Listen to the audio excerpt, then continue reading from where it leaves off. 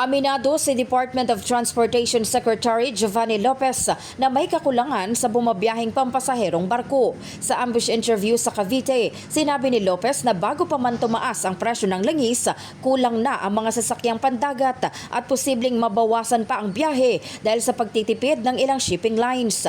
Batay sa datos, nasa humigit kumulang 10% na ang nabawas sa mga bumabiyaheng barko nitong mga nakaraang araw. Upang maiwasan ang pagdami ng stranded passengers, nakipag-ugnayan na ang DOTR sa Philippine Coast Guard para maglagay ng mga barko sa mga pangunahing pantalan tulad ng Marinduque, Batangas at Calapan. Nung wala pa tayong problema sa langis, kulang na po ang ating mga barko. Ngayon po, ay inaasahan namin mas kukulang pa. Kaya po kausap na natin ang mga Coast Guard natin kahapon.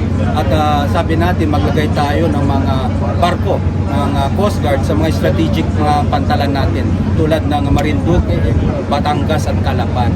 Upang sa ganun, kapag may mga stranded na commuters tayo, nakahanda parati ang ating gobyerno. Kasabay nito, naglunsad din ang Philippine Ports Authority ng pilot testing ng online reservation system para sa rutang Batangas to Calapan, kung saan maaaring i-check ng mga pasahero sa pamamagitan ng QR code kung may available pang biyahe.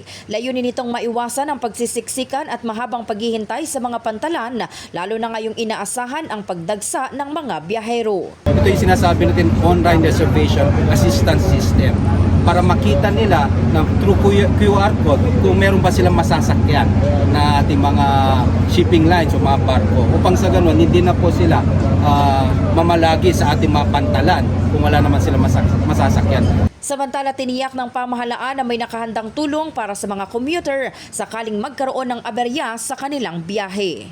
In the heart of changing lives, ako si Brigada Maricar Saragan ng 105.1 Brigada News FM Manila, The Music and News Authority.